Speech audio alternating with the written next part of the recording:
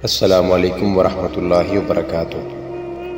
سلطان ایوبی مسکرایا اور ذرا سوچ کر کہا، میں نہیں چاہتا کہ اس عالم کا علم جلاد کی تلوار سے خون میں ڈوب جائے، اور میں نہیں چاہتا کہ تم دونوں کی جوانی اور حسن میرے قید خانے میں گلتا سڑتا رہے۔ سنو لڑکی، تم اگر واقعی گناہوں سے توبہ کرنا چاہتی ہو تو میں تمہیں تمہارے ملک میں بھیج دیتا ہوں، لیکن وہ ملک تمہارا نہیں، ہمارا ہے۔ میں ایک نہ ایک دن اپنا ملک تمہارے بادشاہوں سے لے لوں گا۔ تم جاؤ اور کسی کی بیوی بن جاؤ، میں تینوں کو رہا کرتا ہوں۔ تینوں یوں بدکے جیسے انہیں سوئیاں چبو دی گئی ہوں۔ اتنے میں علی بن سفیان لوہار کے ساتھ کمرے میں آیا اور تینوں کی زنجیریں کھول دی گئیں۔ سلطان نے کہا، علی، میں نے انہیں رہا کر دیا ہے۔ علی بن سفیان کا رد عمل بھی وہی تھا۔ وہ کتنی ہی دیر سلطان ایوبی کے منہ کی طرف دیکھتا رہا۔ سلطان نے کہا، انہیں 3 اونٹ دو اور 4 مسلح محافظ ساتھ بھیجو جو گھوڑ سوار ہوں، نہایت ذہین اور دلیر محافظ، جو انہیں شوبک کے قلعے میں چھوڑ کر واپس آ جائیں۔ راستے کے لیے سامان ساتھ دو اور آج ہی انہیں روانہ کر دو۔ اس نے عالم سے کہا، وہاں جا کر یہ غلط فہمی نہ پھیلا دینا کہ صلاح الدین ایوبی جاسوسوں کو بخش دیا کرتا ہے۔ میں انہیں دانے کی طرح چکی میں پیس پیس کر مارا کرتا ہوں۔ تمہیں صرف اس لیے رہا کر رہا ہوں کہ تم عالم ہو۔ تمہیں موقع دے رہا ہوں کہ علم کا روشن پہلو دیکھو، تمہاری نجات اسی میں ہے۔ سورج ابھی غروب نہیں ہوا تھا جب انہیں اونٹوں پر سوار کر کے 4 محافظوں کے ساتھ روانہ کر دیا گیا۔ محافظ خاص طور پر منتخب کیے گئے تھے۔ اس انتخاب کی 2 وجوہات تھیں۔ ایک یہ کہ راستے میں ڈاکوؤں کا خطرہ تھا، دوسری وجہ یہ کہ انہیں صلیبی کمانڈروں کے سامنے جانا تھا۔ وہ خوب رو اور وجیح تھے۔ اونٹ اور گھوڑے بھی نہایت اچھی قسم کے بھیجے گئے تھے، مگر سب حیران تھے کہ سلطان ایوبی نے یہ فیاضی کیوں کی ہے۔ دشمن کو بخش دینا اس کا شیوا نہیں تھا۔ علی بن سفیان نے اس سے پوچھا تو اس نے اتنا ہی کہا، علی، میں نے تمہیں کہا تھا کہ میں ایک جوا کھیلنا چاہتا ہوں۔ اگر میں بازی ہار گیا تو صرف اتنا ہی نقصان ہوگا جو میں پہلے ہی اٹھا چکا ہوں کہ دشمن کے 3 جاسوس میرے ہاتھ سے نکل گئے ہیں۔ اس سے زیادہ کوئی نقصان نہیں ہوگا۔ علی بن سفیان نے اس جوئے کی وضاحت چاہی، لیکن سلطان ایوبی نے اسی پر بات ختم کر دی کہ وقت آنے پر بتاؤں گا۔ باقی سب تو حیران تھے، مگر رہا ہونے والے خوشی سے باولے ہوئے جا رہے تھے۔ خوشی صرف رہائی کی نہیں تھی، اصل خوشی اس راز کی تھی جو وہ اپنے ساتھ لے جا رہے تھے۔ وہ قاہرہ شہر سے دور نکل گئے تھے۔ ان کے اونٹ پہلو بپہلو جا رہے تھے، 2 محافظ آگے تھے اور 2 پیچھے۔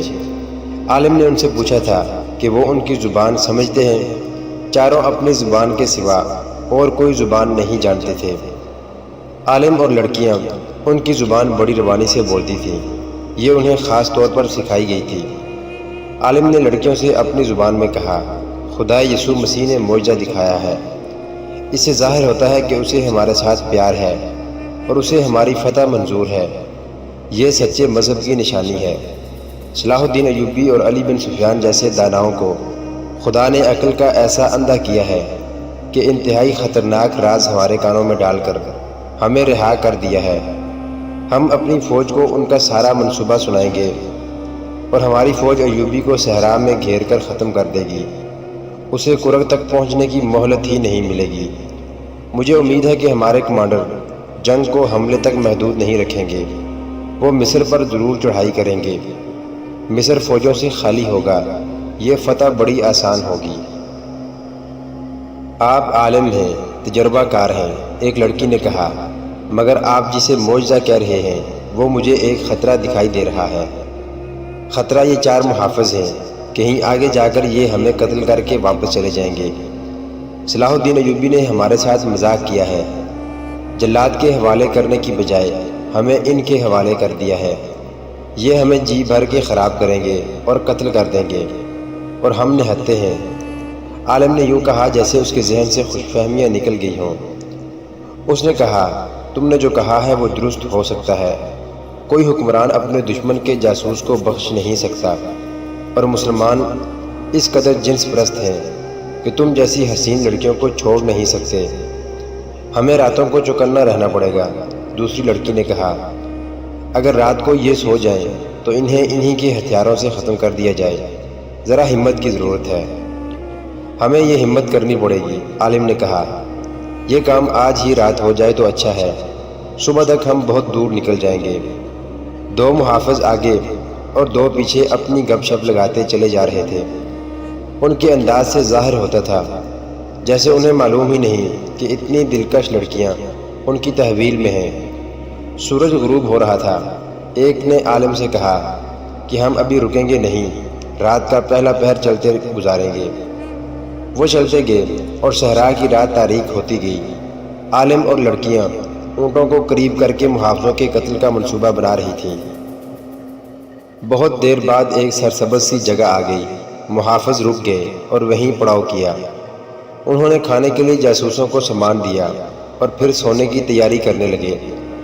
جاسوسوں نے دیکھا کہ 3 محافظ لیٹ گئے تھے اور ایک ٹہل رہا تھا۔ عالم لڑکیوں کے ساتھ محافظوں سے کچھ دور لیٹا۔ ان تینوں کی نظر محافظوں پر تھی۔ وہ چوتھے محافظ کو دیکھتے رہے۔ وہ پڑاؤ کے ارد گرد ٹہلتا رہا۔ ایک کھٹکا سا ہوا۔ وہ دوڑ کر ادھر گیا اور اچھی طرح دیکھ بھال کر کے آ گیا۔ تقریباً 2 گھنٹے گزر گئے۔ اس نے اپنے ایک اور ساتھی کو جگایا اور خود اس کی جگہ لیٹ گیا۔ جو جاگا تھا وہ پڑاؤ کے ارد گرد ٹہلنے لگا۔ کبھی جانوروں کے پاس جا کر انہیں دیکھتا اور کبھی سوئے ہوئے انسانوں کو دیکھتا۔ عالم نے لڑکیوں سے کہا، ہم کامیاب نہیں ہو سکیں گے، یہ کم وقت پہرا دے رہے ہیں۔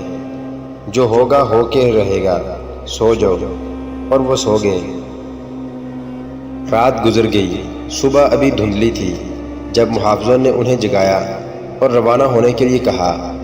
تھوڑی دیر بعد وہ پھر اسی ترتیب میں چلے جا رہے تھے جس میں ایک روز پہلے تھے۔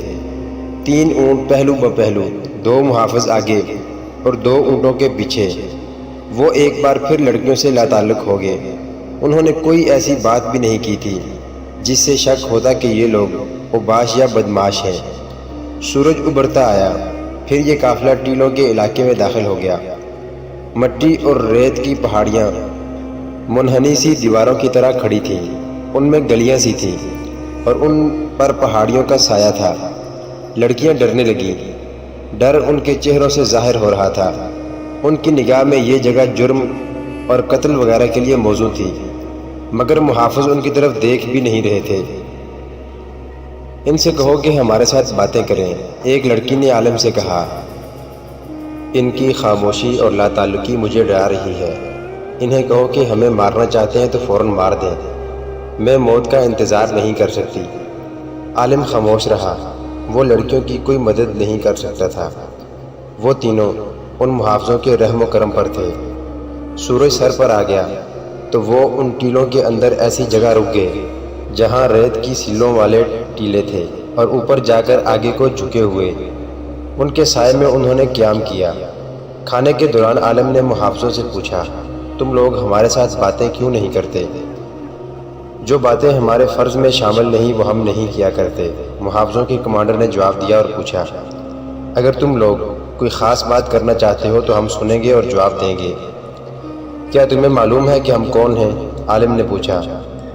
تم تینوں جاسوس ہو، محافظ نے جواب دیا۔ یہ لڑکیاں بدکار ہیں، یہ ان آدمیوں کے استعمال کے لیے ہیں جنہیں تم لوگ ہمارے خلاف استعمال کرنا چاہتے ہو۔ امیر مصر صلاح الدین ایوبی، اللہ اس کے نیک ارادوں میں برکت دے، تمہیں معلوم نہیں کیوں بخش دیا ہے۔ ہمیں حکم ملا ہے کہ تمہیں قلعہ شوبک میں چھوڑ آئیں، تم امانت ہو۔ تم نے یہ بات مجھ سے کیوں پوچھی ہے؟ تمہارے ساتھ باتیں کرنے کو جی چاہ رہا تھا، عالم نے جواب دیا۔ اتنا لمبا سفر اس لا تعلقی اور بیگانگی سے بڑا کٹھن ہو رہا ہے، ہمارے ساتھ باتیں کرتے چلو۔ ہم سفر ہیں، محافظ نے کہا، لیکن ہماری منزلیں جدا ہیں، 2 روز بعد ہم جدا ہو جائیں گے۔ عالم جاسوس نے جیسے محافظ کا جواب سنا ہی نہ ہو، اس کی آنکھیں کسی دور کی چیز کو دیکھ رہی تھیں۔ وہ صحرا سے اچھی طرح واقف تھا، صحرا کے خطروں سے واقف تھا۔ اس کی آنکھیں حیرت اور غالباً ڈر سے پھٹتی جا رہی تھیں۔ محافظ نے اس طرف دیکھا جس طرف عالم دیکھ رہا تھا۔ محافظ کی بھی آنکھیں کھل گئی۔ کوئی 200 گز دور ایک بلند جگہ 2 اونٹ کھڑے تھے۔ ان پر 2 آدمی سوار تھے جن کے چہروں اور سروں پر پگڑیاں لپٹی ہوئی تھیں۔ اونٹوں کی ٹانگیں نظر نہیں آ رہی تھیں، وہ بلندی کے پیچھے تھیں۔ محترم ناظرین، صلاح الدین ایوبی کی زندگی کے واقعات پر مشتمل سیریز دیکھنے کے لیے چینل کو سبسکرائب ضرور کر لیں۔ گزشتہ اقساط دیکھنے کے لیے چینل پر پلے لسٹ کا وزٹ کریں۔ ویڈیو کو لائک اور شیئر ضرور کیجیے۔ کمنٹ باکس میں اللہ اکبر ضرور ٹائپ کریں۔ اللہ آپ کا حامی و ناصر ہو۔